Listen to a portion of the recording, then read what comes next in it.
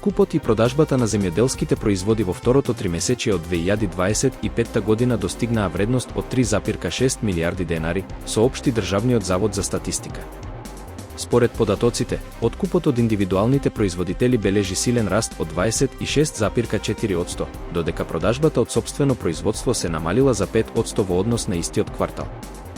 Вкупно, откупот и продажбата во второто тримесечие годинава се зголемени за 7,2% споредено со истиот период лани. Колективната монографија Македонска поетика и стилистика беше представена како едно од најзначајните изданија на Меѓународниот славистички конгрес, што се одржува на Универзитетот Сорбона во Париз. Станува збор за прва национална монографија од овој тип, посветена на поетиката и стилистиката во јужнословенските земји, објавена од Меѓународниот славистички комитет и Универзитетот Карл Франц во Грац. Монографијата е трет том од серијата Словенска стилистика, а македонскиот авторски тим е првиот кој успешно го реализирал овој обемен научен проект. Оценета како капитално дело за македонската книжевност, изданието ќе биде додадено во големата библиотека на Сорбона, со што добива трајно место на светската академска сцена. Оваа афирмација доаѓа токму во годината кога се одбележуваат 80 години од кодификацијата на македонскиот јазик. Автори на монографијата се научни истражувачи и универзитетски професори од Институтот за македонска литература и Филолошкиот факултет Блаже Конески, заедно со професор доктор Бранко Тошовик од Универзитетот во Грац. Меѓу нив се Славчо Ковиловски, Марина Цветановска, Билјана Речинова Николова, Славица Петровска Ѓорѓевска, Ема Лакинска, Весна Мојсова Чепишевска, Иван Антоновски и Трајче Стамески. Уште една тензична ноќ ја потресе академската заедница во Нови Сад, откако група студенти од правниот факултет упаднаа во зградата на филозофскиот факултет. Според српските медиуми, деканот повикал полиција и заедно со неколку професори се уште се наоѓа во зградата, од каде што порача дека нема да ја напушти додека не се смири ситуацијата. Студентите влегле преку спореден влез, а пред вратата ги пречекаа припадници на интервентната единица и жандармеријата. Напнатоста ескалираше во турканица со полицијата, додека пред факултетот беа поставени шатор и паркирани 3 трактори од страна на земјоделци кои им дадоа поддршка на протестите.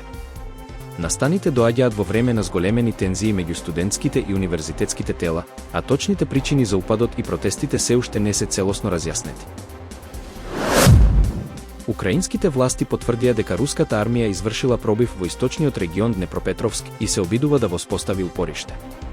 Според изјавата на Виктор Трехубов од оперативно-стратешката група Днепар за BBC, ова е прв напад од вакви размери во овој дел на Украина.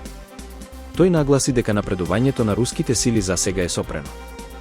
Москва уште од почетокот на летото најавува офанзива во овој индустријски регион, но украинските извештаи тврдат дека војската едва ја поминала регионалната граница. Иако Кремљ не бара територијална контрола врз Днепропетровск, нападите врз клучни градови, вклучувајќи го и регионалниот центар, се во тек. Овие случувања се одвиваат во време кога дипломатските обиди за мир, предводени од САД, стивнуваат. Средбата меѓу Трамп и Путин во Алјаска не донесе конкретни резултати. Во меѓувреме, во Донецк, каде што руските сили имаат територијални амбиции, се бележат ограничени пробиви, но и таму, најновите напредувања се запрени.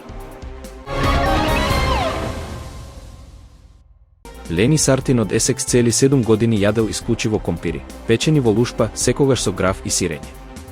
Од својата втора година, тој одбивал било каква друга храна, што со текот на времето преминало од фаза во сериозно нарушување во исхраната. Родителите пресметале дека до својата 8 година, Лени изел околу 2500 компири, без ниту еден овошен или зеленчуков оброк. И покрај бројните обиди и посети на лекари, напредок немало, Лени се згрозувал дури и од поглед на непозната храна. Но, пресвртот дошол по само една сесија кај когнитивниот хипнотерапевт Дејвид Килмри. За прв пат во животот, момчето пробало јагоди и банани, а стравот од нови вкусови исчезнал. По третманот, Лени почнал да јаде повеќе од 20 различни намирници, физичката состојба му се подобрила, а симптомите на замор и вознемиреност исчезнале. Експертите објаснуваат дека страдал од арфит, сериозна фобија од храна, која не смее да се меша со обична детска пребирливост. Приказната на Лени е пример за тоа колку навремената интервенција може да направи огромна промена.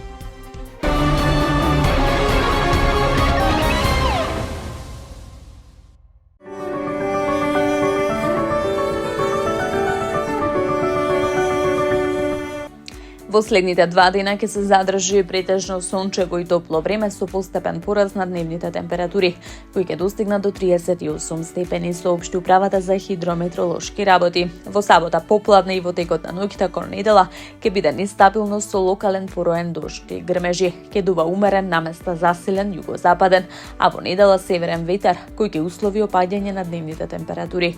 Потоа следува период на стабилно и потопло време.